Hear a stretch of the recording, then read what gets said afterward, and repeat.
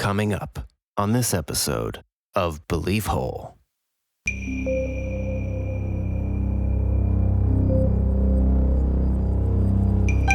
So they don't see anything at first, and then they notice there's a disturbance in the water, the size of a 747 beneath the water surface, glowing. Glowing? Yeah, and at that point, you see the first tic-tac-shaped UFO hover above it. Well, I think if there was another alien planet with life, it would probably be similar teaming How do with you life. know that, though?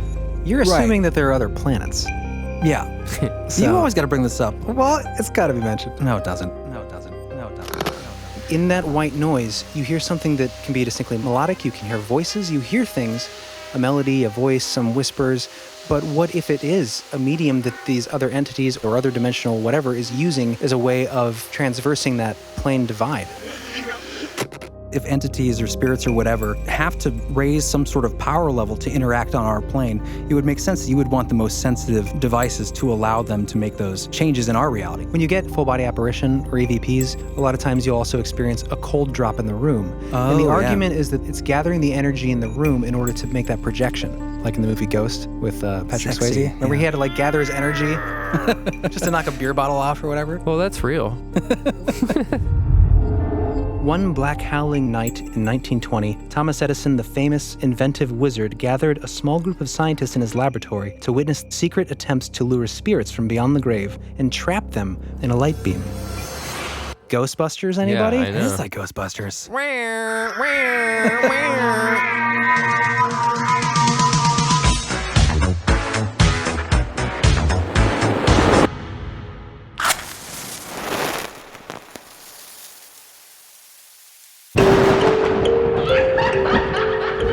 Conspiracy. Synchronicity, Sasquatch, Donald Trump. alien races, Satanism in Hollywood, MK Ultra, Pleiadians.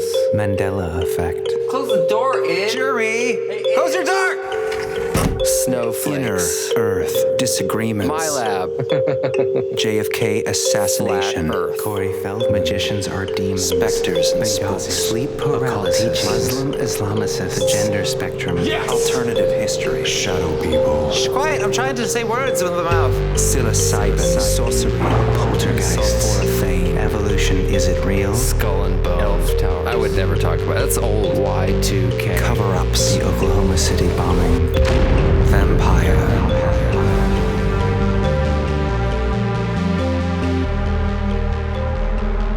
Welcome back, guys. Well, hello. Hi. Hey, it's good to be back. Good to be back in the hole. Good to be Yeah, back. boy, oh boy, it's been a while, huh? Felt like a long month, didn't it? Yeah, we missed you guys, you belieflings. Belief hose. Do you like belief hose? My girlfriend came up with the think name Belief Belief Links is- Ho. I think that might not be good. Belief Ho? Yeah. Well, it was, I get it because it sounds like hole. yeah, it's just you take off the LE and it's It's a joke. Belief Ho. It's a play on words. But I Chris. upgraded her from Belief Ho to Belief Warrior today because she saw a negative comment on one of our YouTubes, which must have been an accident, frankly.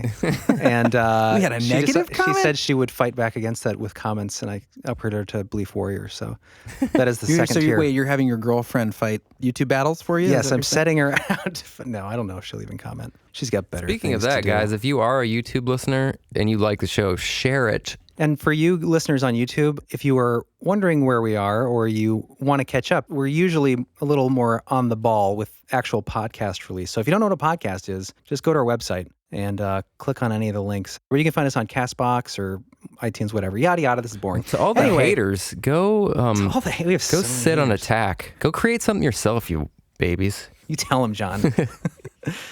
Anyway, it's good to be back from the break. We're having a conversation today about, what are we talking about, Jeremy? So this is going to be a fun episode. It's going to be interesting because we got a lot to pack in, and we have two different subjects we're going to do. So we're going to be covering, well, Chris, you probably are more familiar with the first piece. So why don't you introduce the first piece of the show? So the first section, we're going to be discussing the recent news articles that have come out about the Navy's change in their operation and how they're asking people to submit UFO sightings. Right. So in the skies. basically encouraging Navymen or seamen, however you might say it, to report sightings that they have, as opposed to the previous policy, which was hush, hush, under wraps, don't ask, don't tell. I think you're getting the policies confused there, but Don't ask, don't tell. Well, Basically, they're just asking now for people to come forward with stories where before it wasn't that it was technically discouraged. It was just people were kind of afraid to speak out for, backlash and getting... well, yeah, they do- labeled as crazy. Yeah. Yeah. So they're basically just encouraging Navymen to come forward when they see something. That's now the policy is like, tell us what's going on. And I think a big part of that is because of the technology, not just, what are we seeing that might be, off planet, but what are we seeing that might be from another. Well, especially now since technology's growing so quickly, like other countries really could start messing with each other pretty intensely. Or from the inner Earth, or from the other dimensions. I think we're heading into a very strange time on this planet. It's a good time to be doing a show on like fringe topics because I think a lot of them are going to start coming more and more into the mainstream. And this is definitely an example of that. The second half of the show, we're going to be totally changing gears and getting a little spooky because we've been itching for some spooky. Totally. Thank you, John. John's a bit of a loop there. little rusty on the soundboard. Shut it. Yes, we are going to be changing gears and doing EVPs. And for those who do not know what EVPs are or unfamiliar with the phenomena, it is the technique of capturing ghost voices. Or electronic voice phenomena. Voices of spirits, or as we may or may not get into, depending on how far we get into this on this episode, some of the early pioneers in EVP referred to them as voice people, other dimensional voices, or even voices from outer space. Yeah. That's one of the most interesting things about this that historically is that when EVPs were initially captured by accident is that the people weren't even thinking that they were deceased. It was more of like these strange voices. Maybe they're space people. Where are these coming from? And we'll get into it, but one of the founders of this sort of research, it wasn't until he heard a voice from his dead mother that he was like, wait a minute, maybe these are people who have died. Or they're trickster spirits that we can't see. And of course now we have them all over pop culture with EVP recordings and ghost boxes and things like that. So we're going to talk a little bit about the origins later and play some pretty crazy ones, right? Yes, stick around. We have some pretty juicy clips to play of some of the best EVPs, I think. Totally. So yeah, that's going to be our show for today. So yeah, I think a good way to start over the break. We saw a UFO. Do you remember that? We did? Yeah. When was that? Your mind wiped? Or we saw something that was, we were on an airplane looking down at the clouds, which were beneath us, and we were desperately hoping, like probably everyone who follows this stuff does, when you see a light in the sky, before you recognize it as a plane, you think, please, God, be a UFO. I just want to see something. And so we were looking out the plane window, and there was like this tiny white tic-tac shaped object. At least that's what it looked like to me. You couldn't discern anything. And remember, it was flying strangely.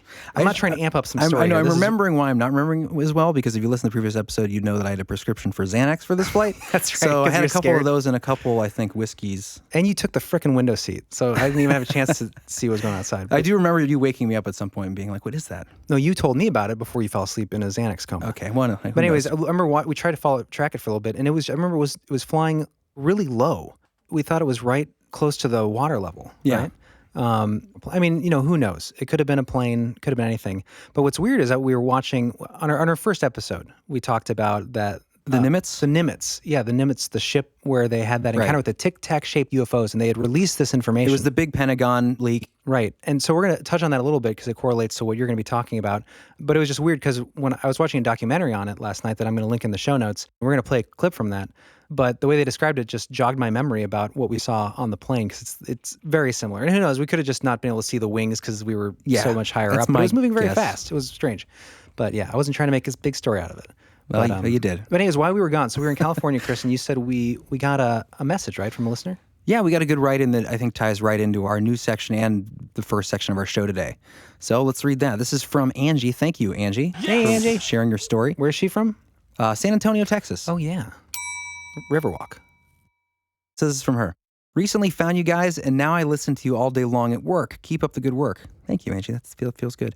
Just listened to episode 15 and called my husband right away to tell him about the, quote, lava one of you saw in the sky, which was, I think, Jonathan. That was my UFO story. Yeah. What episode was that you recorded that on? 15, she just said. Bob Lazar, 15. Okay, yeah. That was a great story. Check it out, guys. That's good. My husband and I were waiting for our daughter to get out of dance class when we saw an object in the sky that resembled a triangle with something that looked like molten lava dripping from the bottom. I panicked and thought it was a helicopter on fire and called 911. The dispatcher said they had not received any calls and then conferenced me in with the Stinton Airport control tower to ask about helicopters dispatched in the area. There was only one other couple waiting for their daughter in the parking lot, and I ran up to their car and asked if they saw anything. They said they saw the same thing. I don't remember the names of the parents in the other car, but Frank and I will never forget what we both saw in the sky that evening. This thing didn't make a sound. The lava-like stuff seemed to drip from the bottom, but then seemed to evaporate and never actually fall. I know that doesn't make sense. After traveling very slowly across the sky for about 10 seconds or so, it quietly lifted above the clouds and disappeared. Mind blown. Wow, that's very bizarre. Yeah, mine wasn't quite the same thing. I didn't think it was actually dripping anything. It just Right. kind of like the lights looked like they were pulsing and kind Undulating? of undulating like it was lava almost. Maybe theirs had a leak. Well, that's the correlation there, I think. And Well, mine was also, it seems like much further up. Mm-hmm. Mine was like So you probably wouldn't have even 2,000 or seen 3,000 feet. It sounds like hers might have been Lower. much closer, yeah. Well, yeah, and if it was much further away, you might not have seen any residual drippage Exactly. of any sort of yeah, propulsion. I don't know. well, it could have just been in trouble. It could have been a craft in trouble. was leaking its lava? There are a lot of really excellent cases that involve that sort of leaking where this stuff actually falls down. And there's one case where it killed. Ectoplasm? Where it It's fueled by different ghost topic, juice. but- See, we're tying our topics together. Sorry, Yeah, Chris, there we go. Where this sort of lava material, plasma stuff dripped down on a guy who was fishing with his dog and sadly killed his dog. But that's an encounter that's been logged and they've cataloged. That was over some like bay, right? Some cove or something? Yeah, well, That's you should do an Take episode his on it. dog to get DNA like the whatever the stuff was. I don't know the details. I think it was before. might- I think it was like in the Before science. before science. We've always had DNA testing. It's been I mean, you could take samples. I mean, was it like back in the 40s or something? I think it was 50s, but don't quote me okay. on that. I'm not sure. Alright. But even then, they took. I was gonna say they would- 70s. we were well into the forensic age, and we had the Sherlock Holmes style and a little advanced past that, but we didn't have. We had Fingerprinting. We deduction. don't even know when this took place. So let's move on from Right. this. Anyway, If you know, write us and let us know. What do I know? What do I know? but thank you, Angie. That was awesome. Yeah, really thanks. good story, and encouraging. Encouraging? Oh, yeah, it was encouraging. beginning. I thought you meant the story itself was encouraging. Very Like, uplifting. They're out there. I'm encouraged. I was gonna say, Angie, if you listen to all the episodes, you've probably heard this one. But the Missing 411 episode we did, there was a story we didn't talk about. But one of my favorite Missing 411 stories takes place in San Antonio, Texas, where a guy disappears on the is it the Riverwalk? Is that what they call it? He disappeared on the Riverwalk? He was like by the river, and they thought that maybe he had fallen in. Bar And hopping. They dredged it and everything, and they never found him. I guess there's a lot of cases that David Paulides does. Missing 411, if you haven't listened to that in our episode, it's episode 14 or something. But he does a lot of cases that are about urban disappearances, Yeah. and usually around water, where they're pretty inexplicable. Usually shallow water in urban areas. Yeah. Interesting stuff for sure. Anyways, that's for another time. But that's check it out. But thanks, Angie. That was a great write-in. Good story. Yeah, excellent. And that ties right into our topic today. John, on it with the buzzer. I like about bringing the bell dinger. back, the ding.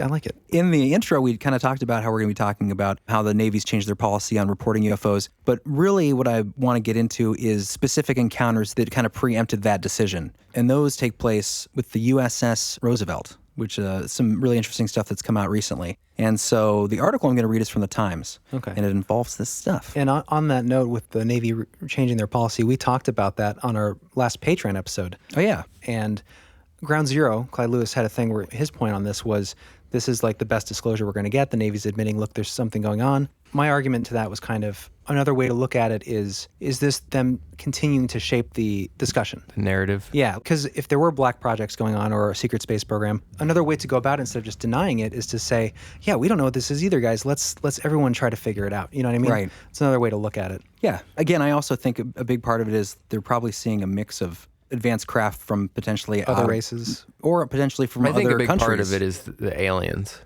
The aliens. Well, yeah, that's obviously. it's aliens. That's the, I think the biggest part would be the alien that's the part. 200-foot-long elephant in the room. For sure. No, who knows though? I mean, all of the sightings could possibly be just black projects. We could have at some point reverse engineered a lot of the stuff from previous encounters, and maybe they've been long gone, but we've been building our own projects. And now, very possible. Actually, Brooke, who sent in this article, we talked to her today, actually, and her and Nick about the potentiality of how maybe these things are coming from underneath the oceans, and maybe that's Under the earth, which is what my news article is today. Did we skip the news? okay. No, we haven't done it yet. That's what I was about to do. So you want to do yours first, then? Totally. It just ties right into what we're talking about. All right. Here we go.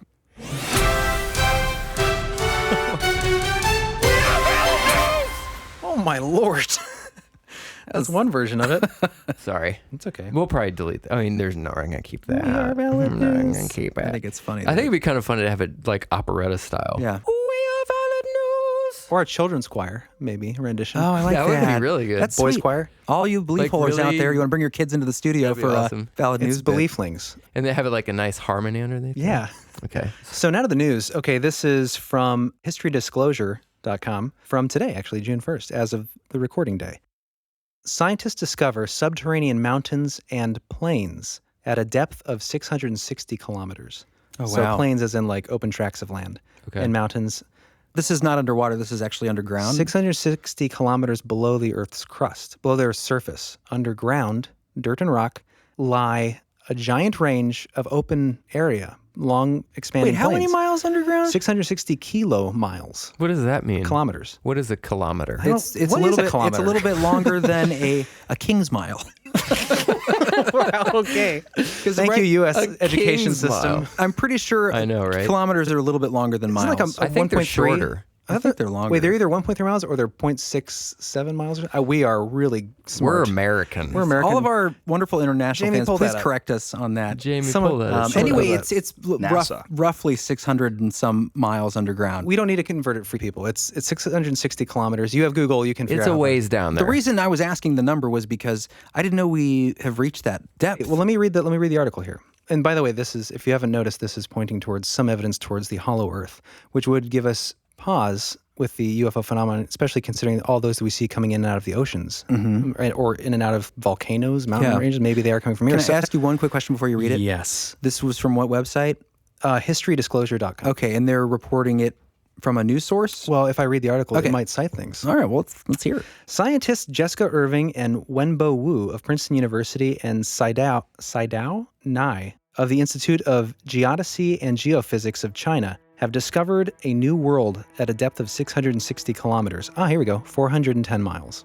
Thank you. This discovery disrupts the mainstream scientific view on the Earth's layers and characteristics. This new layer is for now known as the 660 boundary. The team was able to collect evidence indicating the existence of mountain ranges as high and in some cases higher than some of the ones on the Earth's surface.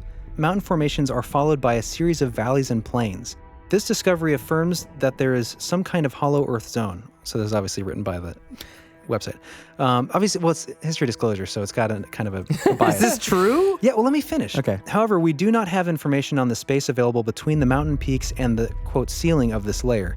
But how did the scientists collect this information? They looked at data collected from the waves captured after an earthquake of a magnitude of 8.2 that occurred in Bolivia in 1994 that had its epicenter at a depth of about 650 kilometers. From the seismic waves, they could plot the morphology at the depth in the same way that sonar waves can provide a plot of underwater morphology. This discovery demonstrates how little we know about what really lies below the Earth's surface. Could there be life at those depths? Hence our question about UFOs. Life that is adapted to that environment and cannot come to our surface? Could they have collected information on formations that they...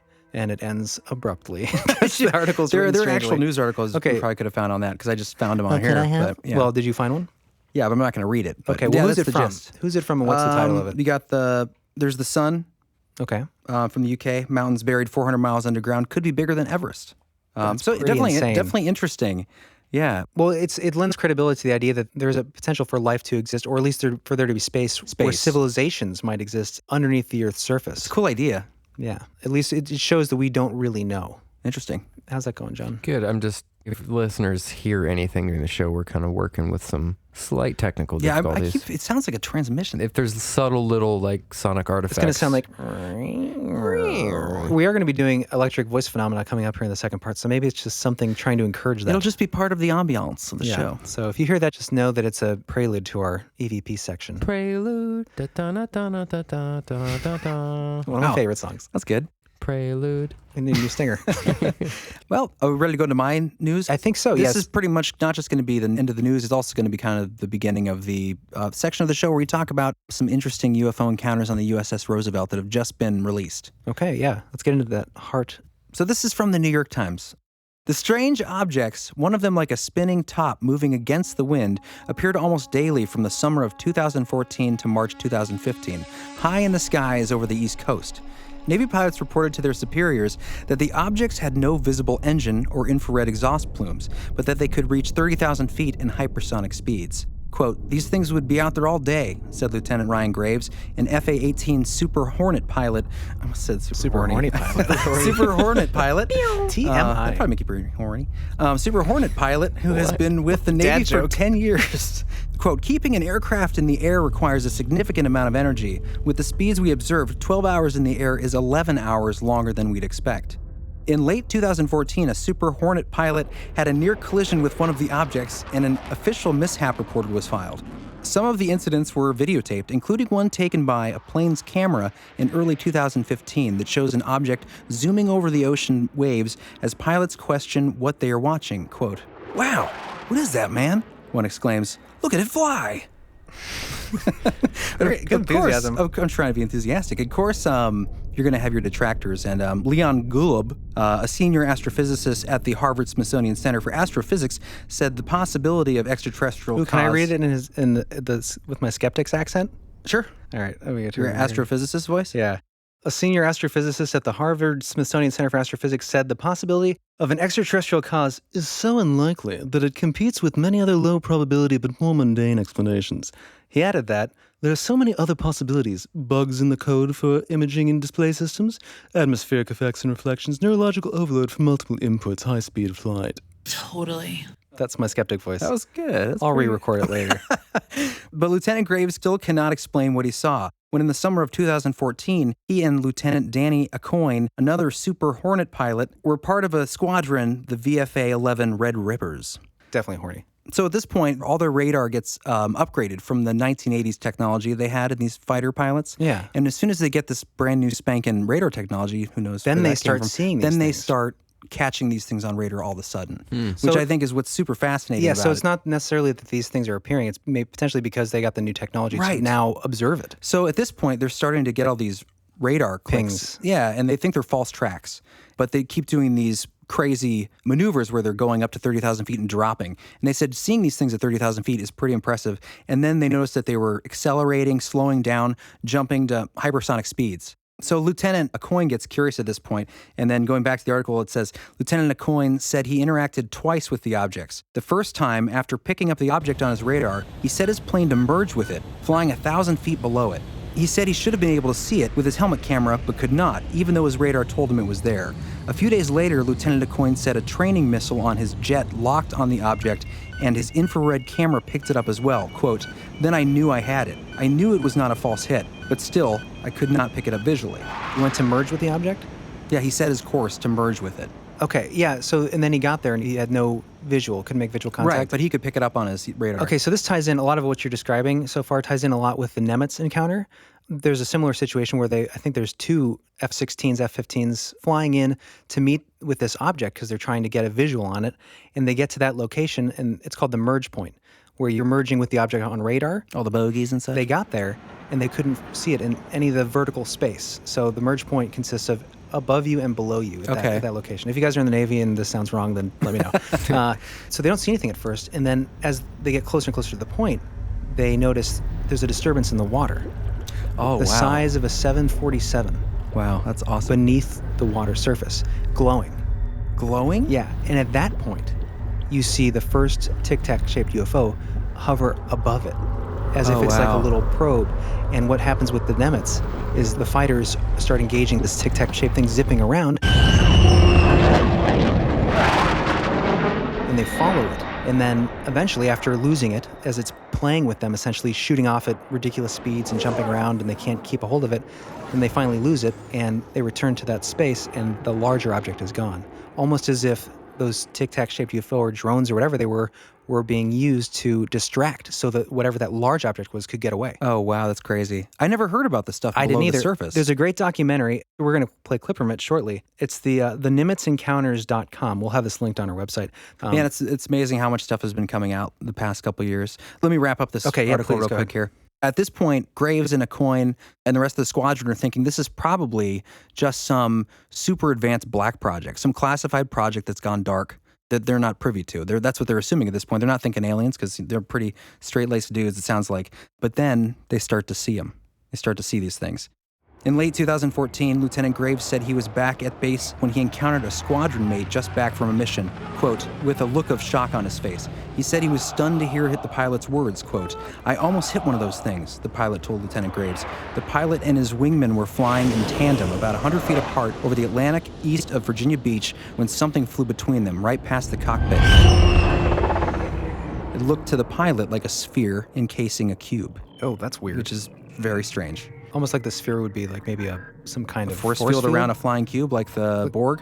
like the Borg, or the cubes that ties in with our Saturn Death Cult episode and the cube worship and Saturn, all that crazy stuff. The near miss angered the squadron and convinced them that the objects were not part of a classified drone program. Government officials would know fighter pilots were training in the area, they reasoned, and would not send drones to get in the way.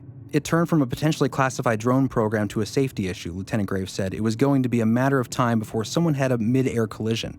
What was strange, the pilot said, was that the video showed objects accelerating to hypersonic speed, making sudden stops and instantaneous turns, something beyond the physical limits of a human crew. Speed doesn't kill you, Lieutenant Graves said. Stopping does, or acceleration. Asked what they thought the objects were, the pilots refused to speculate. We have helicopters that can hover, Lieutenant Graves said. We have aircraft that can fly at 30,000 feet and right at the surface. But combine all that in one vehicle of some type with no jet engine, no exhaust plume. So...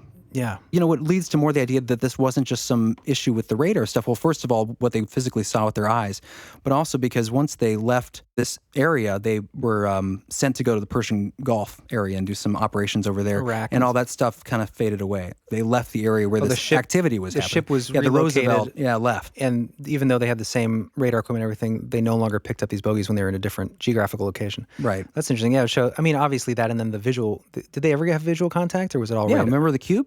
Oh, the cube, yeah. I mean, so, yeah, it's not just going to be a malfunction of technology that they have on board. Yeah, definitely something going on. Interesting. Also, you may not have heard about the Nimitz story. Directly after, when the jets landed, in an oddly short amount of time, a helo landed on the flight deck, and plainclothes individuals came out and demanded... Is that a helicopter, helo? Yeah. Okay. Demanded the flight data recorders, the information pertaining to everything that had happened. Okay. Well, that makes sense. But almost immediately after, like, how did they know this was... Who was this group? So the military officers above these pilots had actually taken these flight data recorders or whatever from the pilots, but then they gave them to the plainclothes people that had demanded them. Yeah. So who were these plainclothes people landing on this aircraft carrier immediately after a UFO event? They were saying that there's no way that they could have dispatched from somewhere else. Right, from some like ground-based location to get to it's like, it suggests that maybe there is a breakaway civilization secret space program aspect to this if there are people that quickly getting to the ship and demanding information. Yeah. It almost feels like a Men in Black I was just going to say that, yeah. It's very Men in Blackish. It's like the Navy, is there, Navy have their own Men in Black that comes and demands, says, don't say anything? Maybe they're extraterrestrial. I'm sure there's Men in Black types. I would not be surprised that movie was somewhat based on... Oh, yeah. Well, yeah, that's been a mythology for a long time. Yeah. Well, it's based on? Oh, yeah, it was based on the Men in Black mythology through researchers like... The 50s. Yeah. So, okay. It was all Will Smith's idea. He just wanted that song. Yeah, that's been... in West Philadelphia, born Not that one.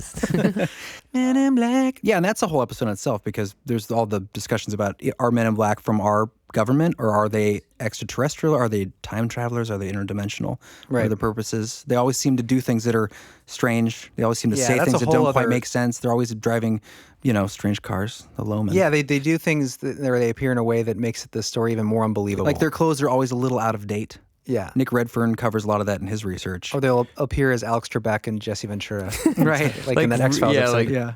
Wacky. Yeah, so like it sounds so you crazy. Can't report, if you report it, no one's going to believe like you. Like Elvis and... Yeah. Right.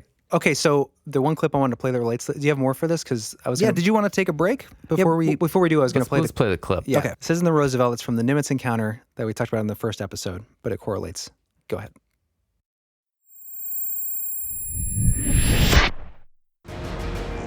Senior Chief Day watched in disbelief as the Tic Tac UFOs reacted to the incoming fighter jets.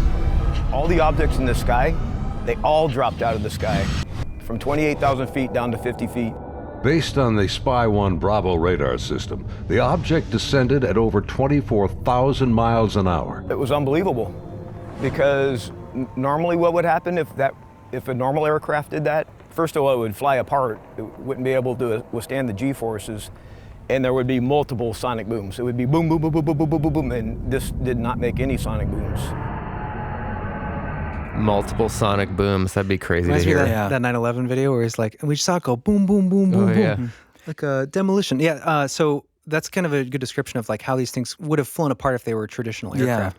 I mean, dropping 25, 30,000 feet that fast. Well, how fast did he say it was 20,000 miles an hour, 28,000 miles an hour or something? Well, yeah, whatever it was That's like insane. instantaneous. And unless I misheard that. I cut it off before, but directly after that, in this documentary, which everyone should go watch, it's really good, the NimitzEncounters.com, we'll have it on our website. They talk about afterwards getting reports from a submarine nearby that those objects continued underwater. They slowed down once they got underwater, but they went. And they caught up with their big lady friend down there, big ship glowing. that Big escaped. Bertha. Big Bertha. Yeah, that's just so crazy. Big Bright Bertha. That's her code name. Yeah, but those tic-tac shaped UFOs, the one they described in there, were about the size of an F-16 without the wings. That's pretty crazy. Yeah. Just What is that little stuff? Tic Tac in the sky. There's definitely something going on out there. Yeah. The other thing I was going to mention was I was going to bring up Nick Pope because he's really good with this kind of stuff. Former, he worked for the British Ministry of Defense for a while, and now he's into this. Now he's a ufologist, right? Right. And his aspect is he doesn't really go along with the conspiracy theories that this is a secret space program so much, because his argument is people like this in the Navy or military officers who are reporting this stuff, they would know what it is. Well, but that seems so short. It seems so small-sighted. Like that's like saying the president would know about. Like there's no clandestine operations, no potentiality for there being some sort of Didn't you watch secret space program? Independence Day with Will Smith when they go to Area 51 and the president's like, what is it? No. Bill Pullman. Oh, right. He's like, I didn't know about this. And he's like, sir, you didn't have clearance for this. I didn't have clearance. I'm the president. Yeah. was a So great that's where I get all my Bill facts is Pullman. from science fiction films. Oh. I always think that's Tucker Carlson. What? That's like his laugh. Sounds like This is Tucker Carlson. Pretty funny. wow, you had that queued up. Okay. Great. That was a great laugh. So I'm going to read this real quick. This is from Brooke. She sent me that article, which, kind of got the ball rolling on what this episode was going to be about, because I think, like we said before, with all this going on lately, it seems like it's just expanding. I think it's getting, and whether it's a slow drip disclosure or whether it's some sort of disinformation campaign to get people looking in another direction, that's left to be discerned, I guess. But we'll be doing that in the future. Yeah, this world is like a giant zit right now. Just ready to pop. Oh man, I could have had a better, less to pop. gross Kind of analogy. true. There's a lot of festering going on right now in a lot of different ways. They're just waiting for mom to come over and say, "Can I get that for you?" Let me just. Oh, Jeremy. Spooky. Anyway, okay. So this is from Brooke. Thank you, Brooke. Thank you, Brooke. You are awesome. Hey, brothers. I came across this article in my New York Times morning brief email. I thought it was pretty incredible that something of this nature appeared in a legitimate publication, almost as though the debate of extraterrestrial life is coming to an acknowledged conclusion. With that being said, and taking the mindset that extraterrestrial life is in fact penetrating our planet, the next big question for me is why? I highly doubt these UFOs are taking a joyride, so why are they coming to our planet? I vaguely remember in an Ancient Aliens episode of all places, an event similar to Dyatlov Pass where they reasoned the explanation of the alien exploration was to obtain raw materials. Wow, say that 10 times fast. Whether the source is legitimate or not, could this be a possibility? That's the first part of her question. I guess so. Raw materials. I mean, you go back to like the what's his name? Oh, that's not Klaus Donna. No, Sirhan. No, wait, that's the guy who killed Bobby Kennedy. The Sumerian guy. Oh my gosh, my brain. I was going to say Zahid Was. Sitchin, that's who it was. Always talks about Zachariah gold. Sitchin, yeah. Yeah, but think about like just the amount of biological life on this planet. Yeah. I mean, it is just in every crevice, it's just teeming with species. Yeah. Like, so that's another big Yeah, well, reason. that's a good point. You think about like it's a biological vault. right, and to think about that, like we think, well, Laboratory. yeah, what could we have here that would be so meaningful to other planets, other Everything. species? But yeah, you think about it. If we went to an alien world, what do we always write about or read about in science fiction? We're finding elements, we're finding species of animals that cure all kinds of diseases. What if like human toenails cure like cancer on Yeah, but just Zifnu think 9 about or how something? much Yeah. is on this planet. Well, yeah. Like compared to what we can see out there, the amount of life that exists on planet Earth it's unbelievable. Right. Well, I think mean, if there was another alien planet with life, it would probably be similar teeming how do with you life. know that though? Well, I mean, if we know how things work on our planet and how species beget other Yeah, species. but it doesn't necessarily mean that it's this abundant. You're assuming that there are other planets. Yeah. So- You always got to bring this up. Like, you gotta. It's got to be mentioned. No, it doesn't. There are other ideas. Because I think the whole thing that's fascinating to me with this, especially with the news article I brought up, is the potential of inner Earth. You know, your question preassumes that they are coming from outer space. Well, we're just talking hypothetically here. Yeah. But I'm saying another reason they might be coming is for, like John said, the life thing. even if they were coming from another dimension or inside I think the Earth that or would whatever. be more plausible. Well, if they are coming, there's probably a lot of different reasons. She asked a question about, remember the Phoenix Lights in 1997, that big V-shaped craft? She said, why were they flying so low? Because maybe they needed to find a large area to land and fix one of their spacecrafts, or were they simply lost?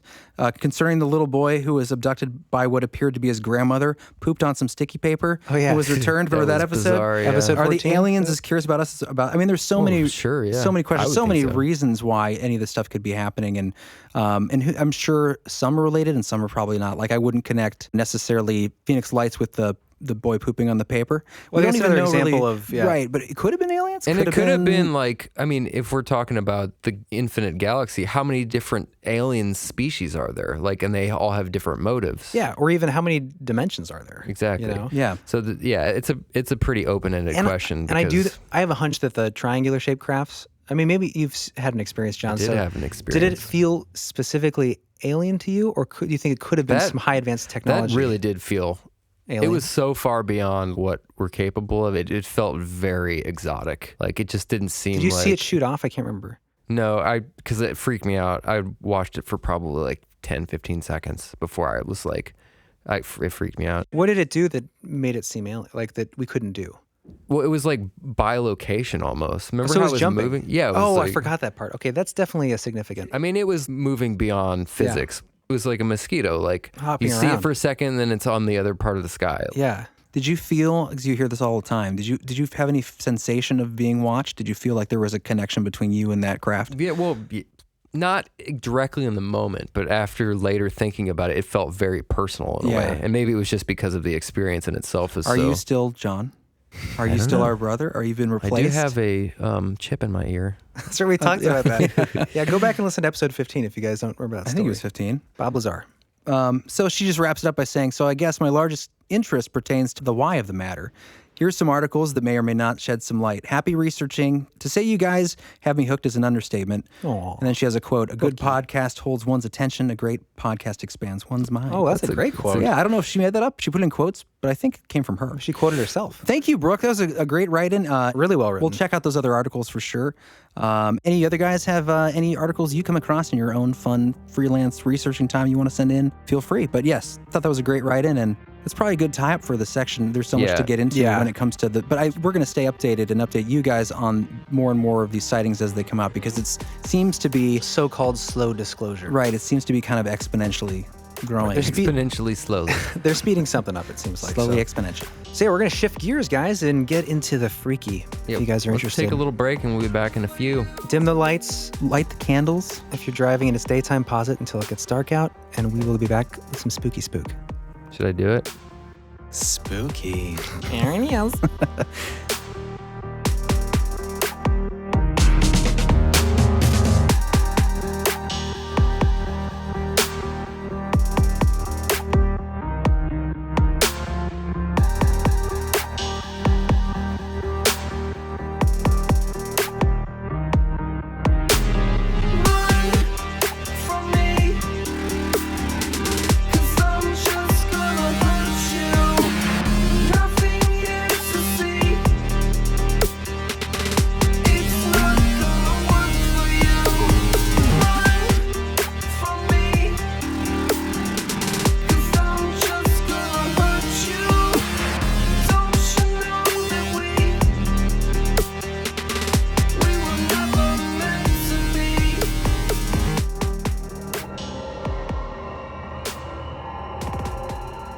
nut milk Yeah. or not Yeah. dairy milk. Yeah.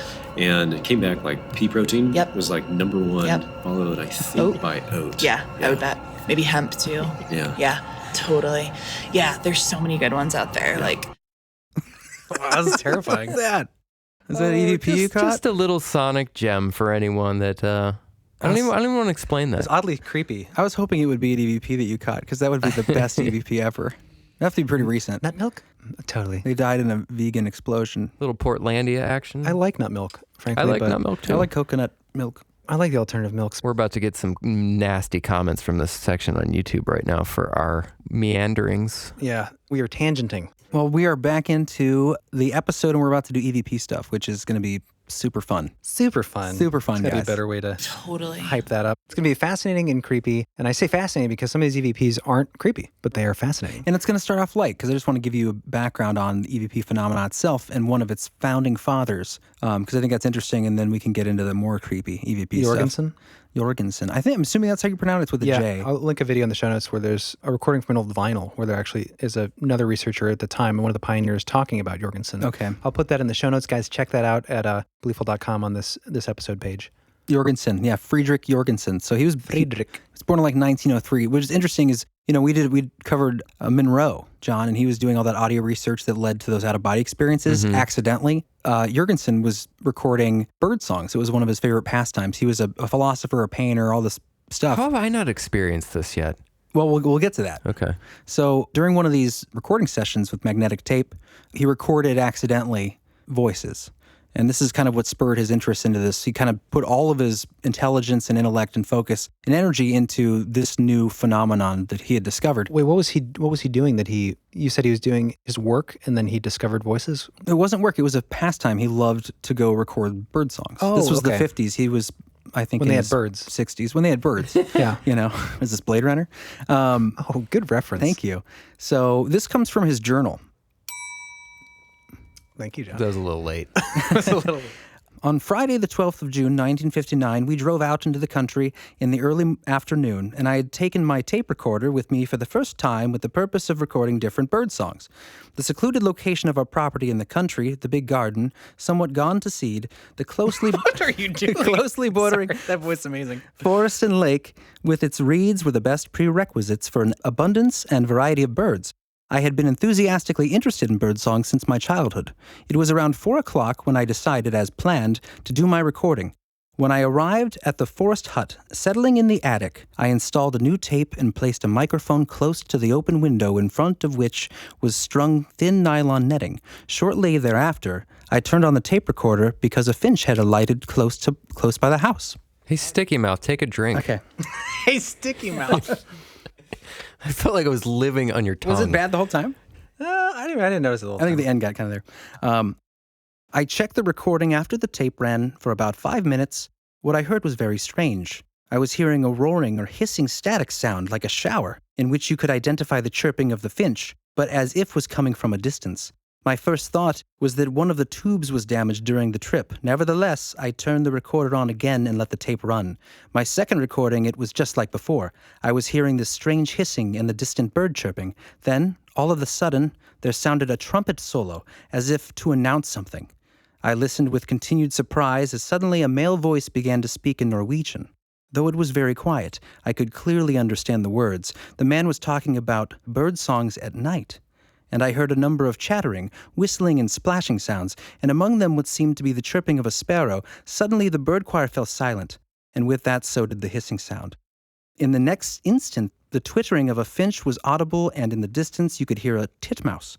The tape recorder was working perfectly again. So basically within this guy just spent too much time recording birds by himself. Titmouses. Well, there wasn't a lot to do back then. Titmice. You didn't have Facebook.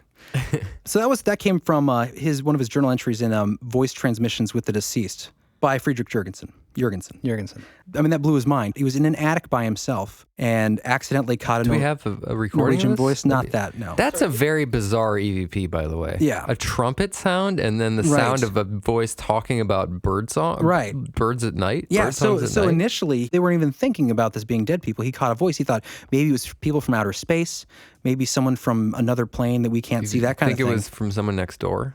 They were out in some manor in the forest. Okay. So there's no one next door. And he would have heard it. The thing was, he didn't hear it while he was standing there, which was what makes It's the when EVP you play phenomenon. it back. Yeah. Yeah, it's that medium that's interesting too. Yeah, that is interesting. I wonder if EVPs make a difference if it's electromagnetic tape or digital. Or digital? That's a good question. I bet you it does. There's a lot of people in the paranormal field who debate that. Yeah, because a lot of people do use digital, but I always do wonder about that. I don't think ghosts understand digital technology as well, yeah. though. I think what it is, I mean, because I don't know what are the mechanisms inside like a digital, you probably would know more than I would as far as like a microphone. Say you're recording, so there's still some sort of white noise that's happening, and it's probably so subtle. Very low. Very low, and that maybe that's when it's that subtle sensitivity that's picking it up, that voice, it's going to be subtle when it comes onto that. Well, that doesn't really make sense what I just said, but Like, it's such a subtle sound. It's delicate, and it's a magnetic tape is delicate compared to digital recording technology. I think it's less delicate. That's why. What? Magnetic tape? Well, there's more that can interfere with magnetic tape recording. Yeah, That's what I mean. think so, yeah. That is the sound of what I'm holding in my hands is an old tape recorder. And there's no tape in it. This is just the motor. And the white noise. And the white noise of the speaker putting out, an empty receiver, right? It's not receiving any signal from a tape, but it's still making that white noise. And what's interesting is it's had me thinking the other night, we were talking about EVPs. Props, I like that. Yeah, isn't that nice? I just happen to have that. But I was in my room and the fan was going. I turned off the TV and I remembered that the other night I woke up and the fan was running and I swore I heard music. It was, you're shaking your head, John, because you've experienced this too. I've experienced this. In that white noise, you hear something that can be distinctly melodic. You can hear voices. You hear things that you tell yourself, this is my mind, it's picking up frequency or subtle differences. Changes in the sound, and that's creating what I perceive as a melody, a voice, some whispers.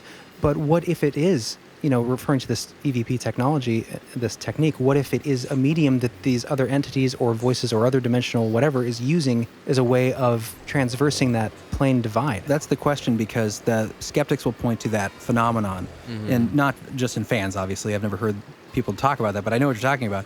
But in listening to white noise and trying to translate, I hear this, and it's like pareidolia, like where you see shapes and you think they're faces, but it's audio pareidolia is the concept. Is that what it's called, pareidolia? Yeah.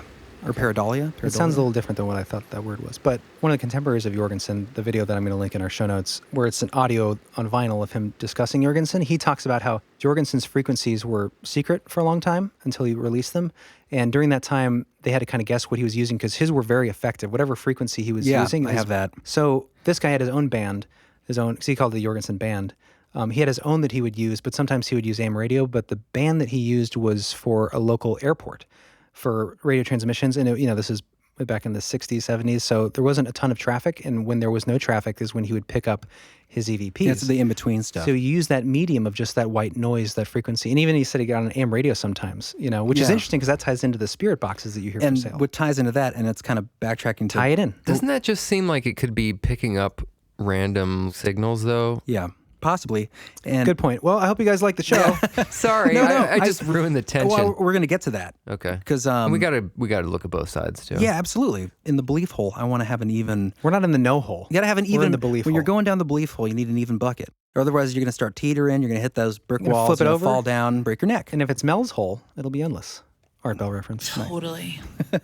So, real quickly, I want to just discuss Thomas Edison, because people hear this all the time about Thomas Edison trying to create. The spirit telephone? A spirit telephone kind of thing, which has been... Don't say debunked. Thought to be not true, but it is true. Look, it's right here. I have an old magazine. Nice. So I'm going to read this right now from... this is really short. It's from Phantom Encounters. We used the Mysteries of the Unknown book series last time, actually. It's like an encyclopedia of paranormal. Well, and it's really working out because I had it here more for fun from years ago. We'd explained it last time. But when we were leaving to go do more research yesterday and we were leaving the shop, I tried to give this to Jeremy if he was going to go over EVPs. He's like, it's not going to have EVP stuff in there. And what do I find? Beautiful article here. Chris was right. So this is from the chapter, The Quest for Ghostly Voices. Wow. Sorry. You startled yourself that on that kind of worked. Nevermore. Edison, it seems, had set to work on an apparatus that he hoped spirits would use to communicate with the living. Not that Edison admitted to believing in ghosts. It was his desire, he told a reporter in 1920, merely to construct a device that would give spirit beings, if they existed, quote, a better opportunity to express themselves than the tilting tables and raps and Ouija boards and mediums that other crude methods now purported to be the only means of communication. Back then, the spirit movement was going on. So they had a lot of those. We talked about that on our Ouija board episode. Episode 8, check it out. In Edison's words, the device would be so sensitive, quote, that the slightest effort which it intercepts will be magnified many times, making it as valuable to the psychic researcher, he believed, as the microscope is to the scientist. So that it makes me consider that idea digital versus magnetic tape. And if ghosts, if entities or spirits or whatever have to raise some sort of power level to interact on our plane, it would make sense that you would want the most sensitive devices to allow them to make those changes in our reality. So whether it's showing up on film by adjusting something Like the camera magnet film or the magnet. or whether it's tape film where you can make an impression on that magnetic tape, where I feel like digital might be a little more difficult to, maybe it takes more. This is all speculation, obviously. Well, but because it also depends on like the sensitivity of the equipment, but digital is sensitive too. It's just the medium is different. Well, but the problem with digital, though, is the noise floor is so low. It would take a lot. You'd have to really yank the gain up to hear anything, which you can do. I mean, Really, if you're a spirit, you'd really have to like gather all your energy, like in the movie Ghost with Patrick Swayze. Remember he had to like gather his energy just to knock a beer bottle off or whatever. Maybe that's well, that's real. And you know that you have that effect. Well, when you get orbs or EVP, or when you get a full body apparition or EVPs, a lot of times you'll also experience a cold drop in the room. And the argument is that that's whatever entity or energy that is, it's gathering the energy in the room in order to make that projection. So you lose Never heard temperature. that. Yeah. I think that, or either I made that argument myself, but I'm pretty sure I've heard that makes before. sense. I mean, if you believe in that stuff, I mean, it would make sense. Well, you believe to me, it makes sense. Gathering the heat. Yeah, you're gathering the energy, and so you lose that. So the kinetic energy these drops. ghosts are thermal. They require the thermal. I don't know. Well, they do affect. They affect the temperature. You know, one of the big things is cold spots in houses. But we don't know for sure why. But it's an there is interesting theory. There is a tie in the timeline of when you get the most aggressive phenomena and a drop in temperature. They do have a correlation. Correlation does not equal causation. But still interesting and anecdotal. Yeah. But, Chris, so on the Edison point, he wasn't necessarily a believer, but he was open-minded in looking into it. And I'm not an Edison fan myself. Well, he was always looking at the dollars. And if you could make something that could capture the voices of your dead grandma, so how much would you pay to talk to grandma? Right. You know, a lot. So you read a bit from a recent article about it. Mm-hmm. So this is a scanned image from a paper from I think the 30s or 20s. I don't have the title of the paper, but this will be in our show notes too. And I'm just going to read the blip at the top. Edison's own secret. Edison, though materialist-minded, was yet willing to accept spiritual beliefs if they could be proven by scientific tests. Here is described one of his amazing secret experiments whereby he sought to lure spirits from beyond the grave and trap them with the super-sensitive instruments. That's pretty brutal. Ghostbusters, anybody? Yeah. So the first paragraph I'll just read. It says, "One black howling wintry night in 1920, just such a night when superstitious people would bar their doors and windows against marauding ghosts, Thomas Edison, the famous inventive wizard, gathered a small group of scientists in his laboratory to witness his secret attempts to lure spirits from beyond the grave and trap them in a light beam with instruments of incredible sensitivity." And it goes on from there. Did you say a light beam? Well, yeah, and later in the article, it mentions him using a light beam to trap them. It is like Ghostbusters. Just like Ghostbusters, man. Edison was the original Venkman. I wonder if the writers of Ghostbusters knew that. I'm sure they looked into all this stuff. Ask Dan Aykroyd. He'd know. Get him on the line. There's a lot more. I have a few articles that we'll have up on our website, like original time period articles writing about that. It's super interesting stuff. It's just cool because it's like as technology increases, it seems to see like you get more and more information into these realms. Like now we're familiar with, learning about quantum physics and maybe explaining some of this stuff, but it's cool to look at like the turn of the century and see how like audio technology improved. But like all the stuff around the same time, they were starting to pick up these things. And of course, also you get a lot of, hocus pocus artists or whatever, what are they called? Hocus pocus artists? Hucksters and Insters. Hoaxers. And snake oil so at the salesmen. same time, you get these really interesting experiences that are grounded in factual events, and then people see that in like dollar signs, and then so you always have this balancing of hoaxing and truth. And technology growth just makes this expand ever and ever onward, it seems like. I wanted to say one more thing about Jorgensen. Before we play some really good clips. Yeah, before we play some really creepy ones. So up until one day, up until one day. So initially, everything that happened before the day that it happened. that I'm about to say. So initially, in past time. Like I said, he didn't have an inkling that maybe this might be deceased human beings. It wasn't until one day, and this is also from Voice Transmissions with the Dead, his journals, quote, "I was outside with a tape recorder recording bird songs. When I listened through the tape, a voice was heard to say, 'Friedel, can you hear me? It's Mammy.' It was my dead mother's voice. Friedel was her special nickname for me. And that's really what cemented him into this new direction, what he was going to spend the rest of his life doing. Yeah. You know, it was a late time to do that for him because this was in the 50s and he was born in 1903. So he was 50-something, I think, when he changed his entire life's course and just became one of the first paranormal investigators and one of the engineers of the investigation with EVP technology. Yeah, I heard that he, when he died, he had like a manor or mansion that he wanted to be dissolved and the money to go towards the first establishment of Electronic Voice Phenomenon Research Institute. I'm not sure if that happened, but the recording of the LP with his contemporary on it, he was talking about how this is what he was planning on doing. And so it's interesting to hear that from the time. Yeah, so definitely. That'll be on our website. But and John, to answer your question about the frequencies, so after he spent years really trying to hone in this new technology, he claimed to have a lot of success in between the frequencies of 1445 and 1500 kilohertz, with 1485 kilohertz now known as the Jurgensen frequency. Oh, well, I heard on this recording from the time that it was 1480. But either way. No, then I was thinking 1480. What is that? Oh, then I was, never mind. That's here and there. I was thinking from 1408. Anyway. Wow. Yep, moving on. We'll skip Stephen King movie? That. That Yeah. one. It's like maybe this Stephen King movie, book. Stephen King book movie? A movie? So that's, so there's a little bit of They call horror movies from now on boobies. A movie. Okay, so Movie. there's more to get into the history and some to tie into some of the evidence. There's an Italian fella, Bellocci. I'm thinking towards Halloween, we might do another episode on EVPs because there's a lot of really good EVPs. Yeah, out there's there. a lot to get into, and some more history. That's and interesting. the guy that kind of took up Jurgensen's work, he's a huge player in the early EVP research. So we'll do a follow up eventually with EVP because they're fun to play these clips, which is what we're about to do. Yeah. Okay. We've been holding off. We're about to release them. Let them rip. Okay. So now I structured these kind of in order of what I thought was most compelling. First being the most compelling? No. Or, okay. Okay. The first one's it's good. Second one's okay. Really selling this. I mean, they're all like pretty clear. Okay. But some have a better backstory, and some are just really, I think, fascinating. So let's go one by one. And the last two I don't think they're necessarily the best, but they're longer and kind of have a funny kind of connection. So You don't have to explain everything, Jeremy. Play the first one. yeah, actually, I'm going to read a transcript of the EVP first. It goes. I'm kidding. Go ahead. First one. This one's pretty clear. So yeah, this is Brenda's house. This is Milk or non-dairy milk. Yeah. And it came back like that was captured in spooky. Whole Foods on a dark Yeah, night. it was like some spirits that were really into health when they were alive. Didn't work out for him. Okay. So The first one you want? this is from season 1 of Ghost Hunters. This is from Are we gonna get Brenda's house. copyrighted? No, it's just a really short clip, and I think it's relative. Not to be poo-pooey, but I guess Ghost Hunters does good stuff. You're thinking they? of Ghost Adventures. I don't Ghost know. Adventures has put out some interesting stuff. Ghost Adventures too. They're super like over the top, but Right, but I actually the guy from Ghost Adventures, like the Nick? ripped guy, Zach? Yeah, He's Zach. really- yeah. yeah. Oh, Zach. Yeah. He's very California. Yeah. you know.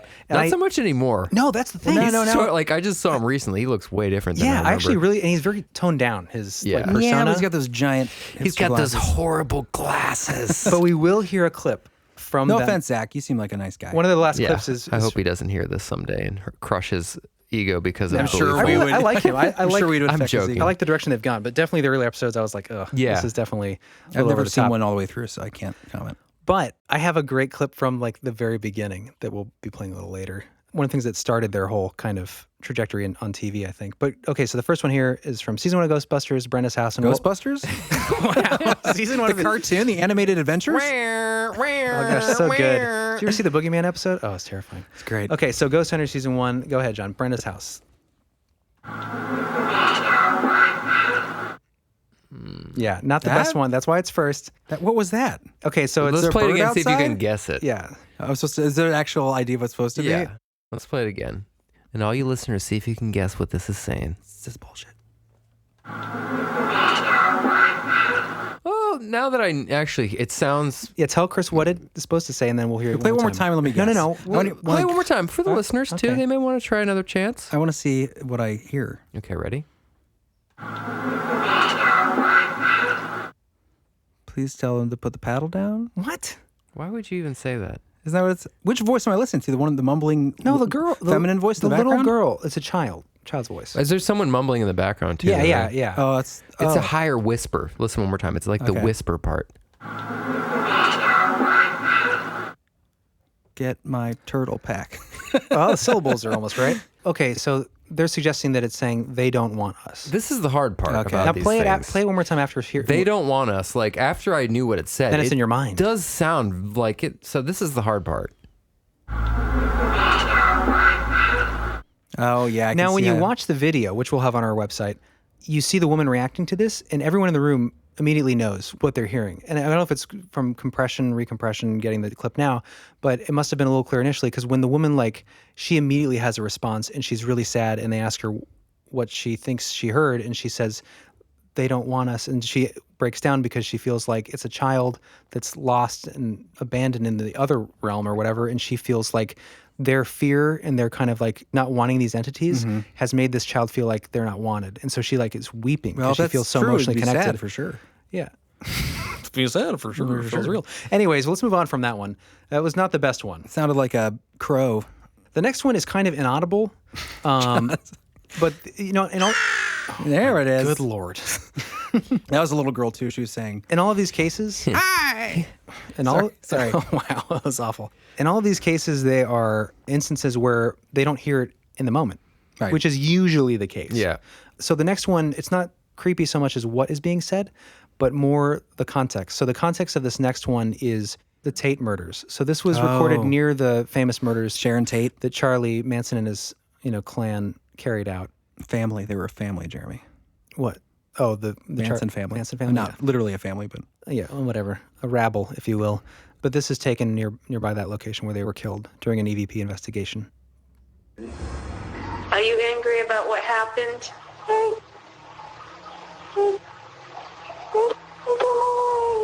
It's all right there.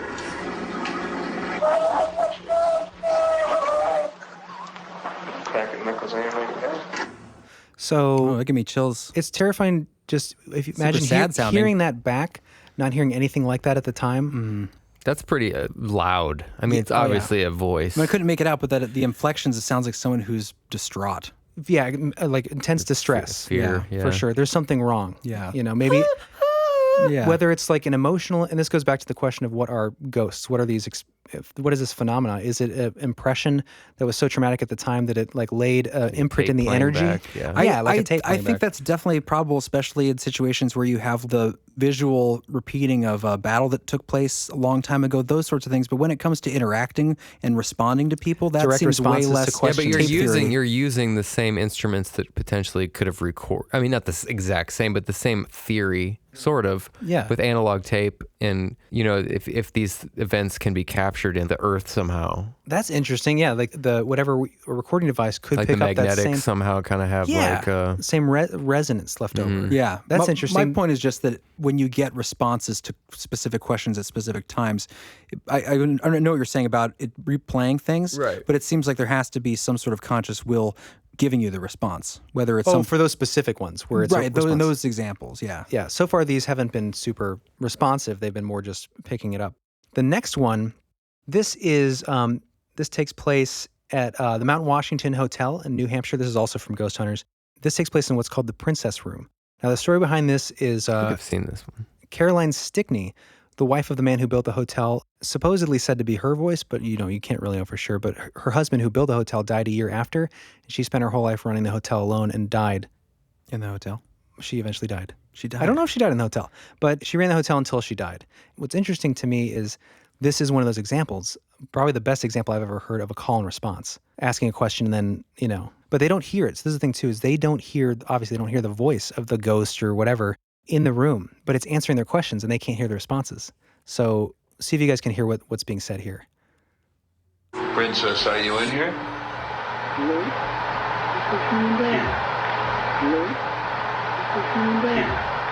Okay, that's supposed to be hello, is there someone there? Well, just being an audio person, that's the same exact sound clip played twice in a row. Well, the last part is, yeah. I repeated it. Okay. Yeah. I thought that it No. was like... Yeah, no, that's the same. Yeah, a couple of these I actually repeated it just so you could hear it a couple times. Okay. But so it says, Princess, are you in the room? And then you hear, hello, is there someone there? So play that again. See if you hear that. What if it's like someone on the phone somewhere? Oh, that would be interesting. But even the tone of voice sounds like an older way of speaking, I think. Princess, are you in here?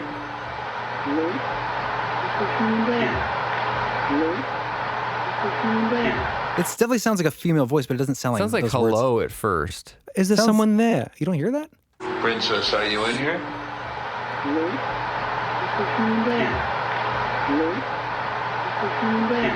There's definitely a there Is at there the someone end. there? That's what I hear. Exactly. I that. definitely hear I don't know. hello. Like hello? Like even the Yeah. inflection. Okay, well, the next one is a follow-up. Okay. Same room, they still don't know that anyone's responding. Princess, can you at least let us know you're in here? Can you say something? Can you say something? One more time. Yeah. Princess, can you at least let us know you're in here? Can you say something?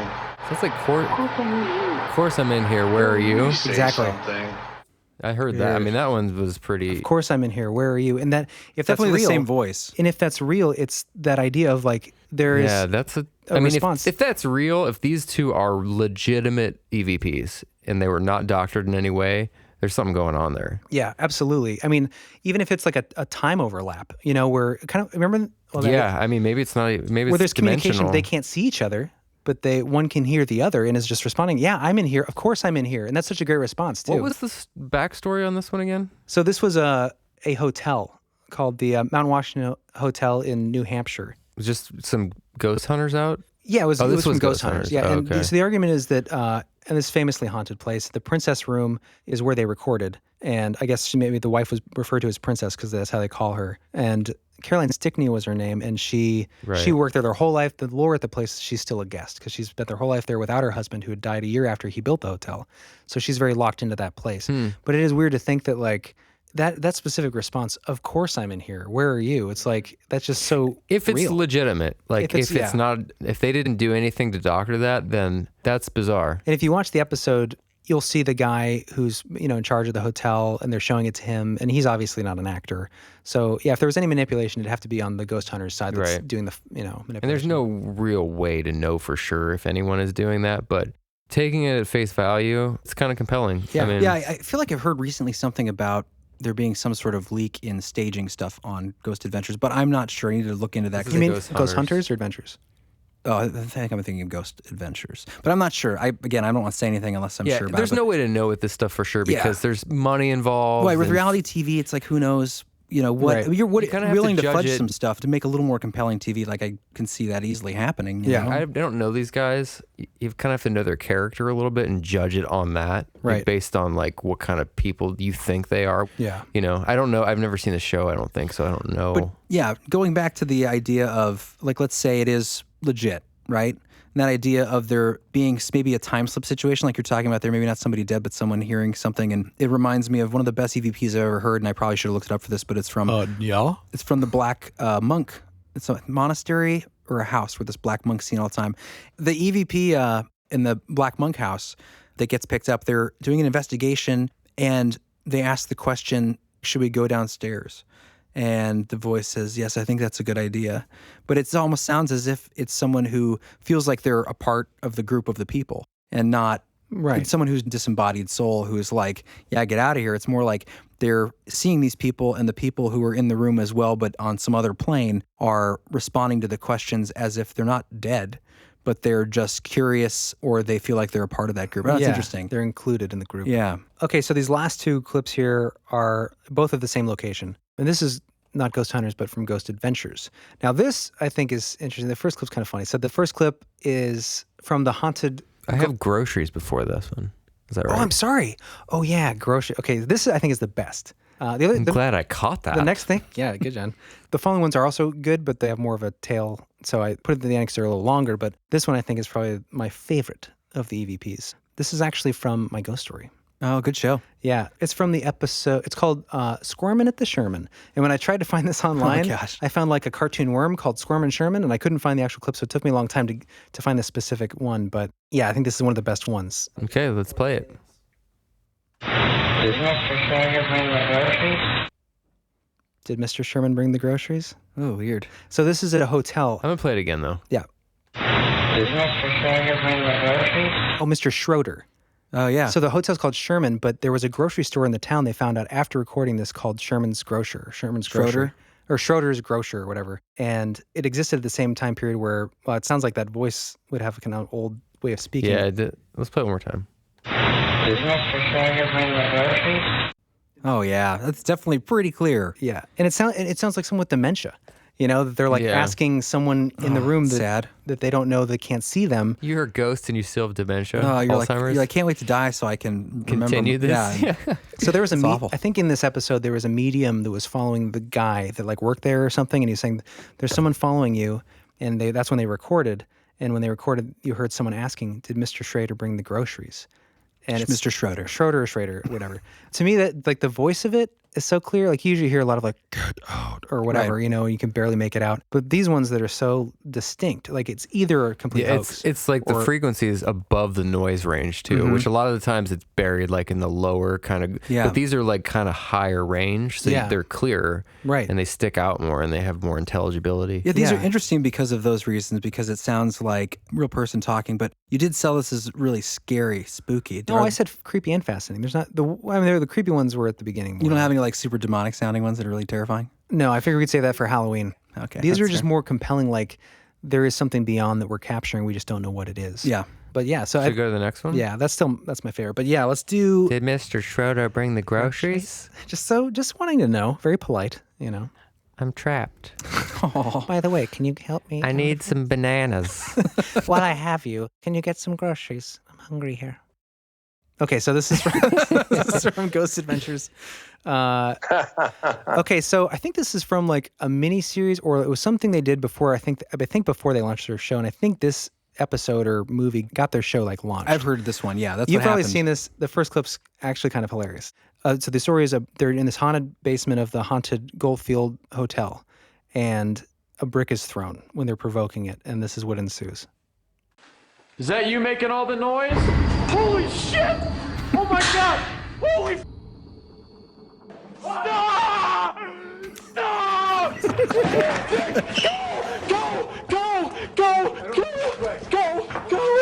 Go!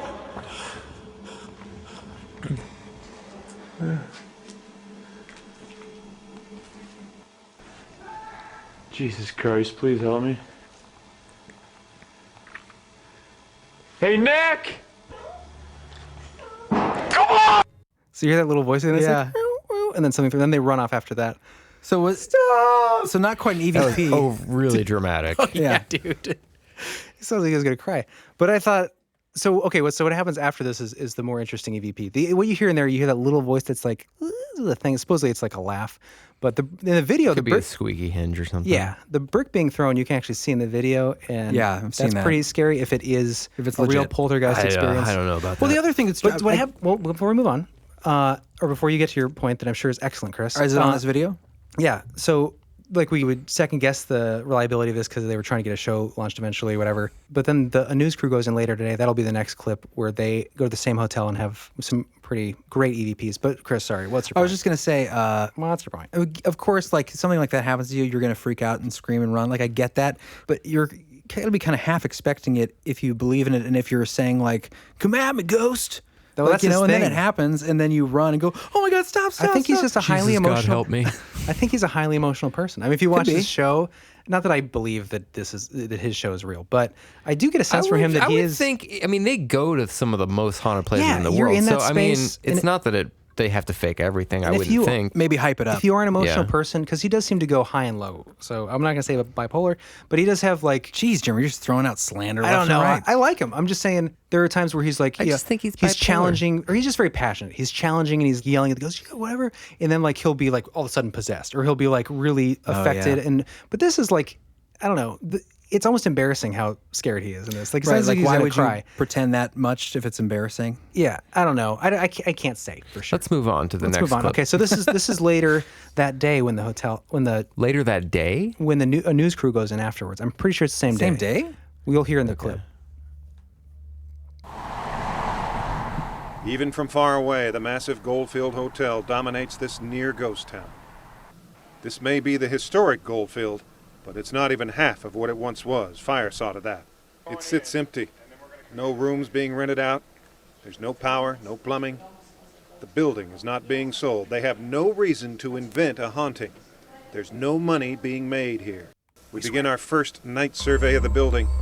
The halls are long and dark, but it's not until the basement that things heat up, and fast. We want you to know we're not trying to get you to perform for us. That's not exactly what we're trying to do. We're just trying to learn.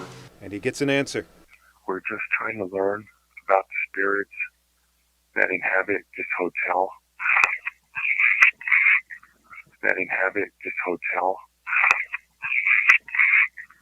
An earlier film crew had apparently angered the spirits to the point that a brick was thrown. And we asked whoever was there to show us that they were real. Not a brick, just something. And if you guys did it, could you always tell me in the recorder if you did it? Could you always tell me in the recorder if you did it? Could you always tell me in the recorder if you did it? Could you always tell me in the recorder if you did it? Later in the conversation, they spoke Here, pause again. that. So can you guys tell what he was supposedly saying there? I couldn't make out what they were saying. Supposedly it was, thank you, but we've done it. What was he asking? What were they She was asking, can you just tell us if you threw the brick? Thank you, but we've done it. Yeah, which is kind of, a lot of these are like weirded wordly. Yeah. I'm not totally sure about weirded wordly. Weirded wordly. What is that, a weird way to say weirded wordly? I don't It'd be a great podcast name if you're Weirded discussing wordly. etymology. Sounds like someone's name. I'm Weirded Wordly, and here's my podcast. Anyway, I am on disappointed weird with your words. EVPs, Jeremy. I'm not done. The last one is better. No, that's it, dude. So 90%. It's the end of the clip. Oh, okay. We're 99%, Jeremy. Okay, I've heard so many better EVPs in What are my you day. talking? There was Mr. Schrader bring the I groceries. like that one. I do like that one. Mr. Schrader bring the groceries. Schroeder. It's Schroeder. And Princess, are you there? Ricky Schroeder. The princess one. Of course I'm here. Where are you? What a great response. If you heard that, I heard. I did hear that one. Thank you, Jonathan. Okay, so should I play the rest of this clip? Yes, please do. Later in the conversation, they spoke again, referring to the brick. So if you know of anybody that did it, can you let us know, or can you move just a little piece of plaster? Didn't mean to hurt anything. Whoa, that was pretty good. Didn't mean Didn't to hurt anything? Yeah, or anybody. It gets cut at the end. Didn't mean to hurt. Play one more time. So if you know of anybody that did it, can you let us know, or can you move just a little piece of plaster? Didn't mean to hurt anything. Yeah. So hurt anything or anybody. Yeah. So that's pretty good. That's pretty good one, because they're asking who did it, and they're like, it almost sounds like they're. That was one of the clearest ones I've heard out of all of them. Yeah. Just as far as I knew what they were saying. Didn't mean to hurt anything. It's funny because it's like they felt bad. Well, you see that video and you're like, oh man, these must be some demonic spirits because they threw that brick, or they're really. But that's what demons would say. That I didn't mean to hurt anything. But I mean, think about it. Think about it. If you're, let's take the dead part out of it, right? And there's someone like Zach agitating you, right? Trying to get you to do something like, come on, bro, come at me. When you throw a brick, doesn't mean you're a demon. Just means you're annoyed that some guys. Chris is always sticking up for evil. It doesn't mean you're a demon. You get what I'm saying? I'm joking. No, yeah. I would be annoyed. I mean, I feel like because for sure. He's just trying to rest in peace. He's trying to. Yeah, and Zach's trying to evoke a response. Yeah, and he's doing it for fame. I mean, he wants to be a scientist that catches Bigfoot, basically. Yeah. It's a similar kind of like drive, I would imagine, for ghost hunters. You want to discover something real and make your mark. It's like, it's like discovering an uncharted land or something. Exactly. That's why we're interested in it. Right. Yeah, but you got to be a dick about it to the ghosts. Well, some people are willing to do whatever it takes to get these poor spirits over there just being like, why? These douchebags always yelling at me. Hey, they are a marginalized community. Yeah, they're exploited for entertainment purposes. Ghost Zach is not necessarily a douchebag. I think he's grown a lot watching the show. Did I say he was a douchebag? I was speaking generally. Some douchebag. He was kind of a little douchey. He was a little broy at the beginning. I think he has matured like everyone does. I didn't mean he's a douche. We've all been douchebags at certain points. I just mean, generally. Speak for yourself. You've never been a douchebag. Well, yeah, Daisy, if you do. All right. I think the best EVP I've heard so far tonight was probably this one. Support Believable by becoming a patron.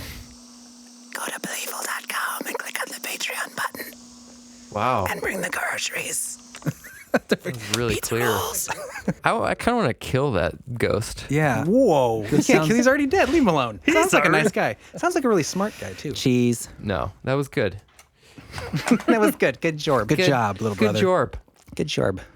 Well, that about does it, doesn't it? That, I think, wraps Ties up the, guys, next time we have an EVP episode, I don't want you to think, man. Chris is going to be in charge. Yeah, I'm going to be in charge. Don't think, man, that last one was pretty lame. That was a PG rating. That was a G good. rating. I mean, it wasn't super scary, but I thought there was some compelling good evidence. ones in there. It definitely wasn't spooky. It was more like compelling. Yeah. Well, I think 3 of those could have been garbage. Oh my gosh, Chris. Garbage, I cannot satisfy you. Can't satisfy For a first attempt, the it was hunger good. that's inside of Chris. I hunger for many things. We definitely lost a subscriber there. Yeah. Sorry, guys. Yeah, but I think for a first go at the EVPs, Jeremy, I think it was a good job, and I think we're going to do more. Well, okay, dokie. Well, I guess that kind of wraps it up. You want to touch on some bye-bye? Yeah, some comments here? By the way, if you are a patron and you have not received your stinger or heard it played live, we've been catching up since the break, and we will be getting them ensuing. Yes. And we've also had we had Leon wrote in some good points. I'll talk about that in the next episode. And anyone else that's written in. Veronica wrote in. She requested a cult episode, so maybe we'll do not a cult, but a cult episode on cults. I think what we'll do. Sounds uplifting. All the messages we've gotten over the break, we'll slow drip them over the next episode or two. Yeah. Because we just don't have time to go through them right now. But thank you, everybody. Thanks to the new patrons. Yeah, new patrons. We had 3 of them over the break. We had 5. We over did? May. Yeah. Lauren, Angie, Jeffrey, Molly, and Chris. Yeah. Oh, wow. Appreciate it, guys. We're definitely we're still baby right now. We're like a young embryo growing in the womb. Slithering in a cocoon of embiotic life. We need food from the mother. And umbilical us. This is getting very strange. Reptilian children? What's going on? No reptilian. Why are we reptilian? I don't understand that. Because Jeremy said slithering in I did say slithering. In the embryonic he meant like at the beginning of time, right? Like a sure. Okay. I don't know what I meant. I just picked a word. And the write-ins have been really good. People have been sending in comments and story ideas. We got a note stuffed into our electrical outlet outside from Joe and Nikki, friends and fans of the show. And they were hoping we'd do an episode on Flat Earth, so maybe we'll eventually get to that. We've had a lot of those write-ins. Enjoy our D-ranking status. Yeah, well, who knows? But any write-ins that we haven't mentioned here or patrons that are waiting for their stingers? That will happen. We're going to be back on our regular schedule now that we're back from our trip. So thank you, everybody, for sticking around. We love you. I just want to say real quick, thanks to a couple great Believe Hole fans out there out west. DJ and Alyssa. Took us in, at their place and let us stay there for a week and eat all their cheese nips. And you got to see Nick, another good fan and old friend of John's. Nick. I'm glad you listened to the show, buddy, and I miss your face, and hopefully this keeps you warm at night. Yes. All right, guys, we'll see you next time on the Believe Hole. Wait, on the Believe.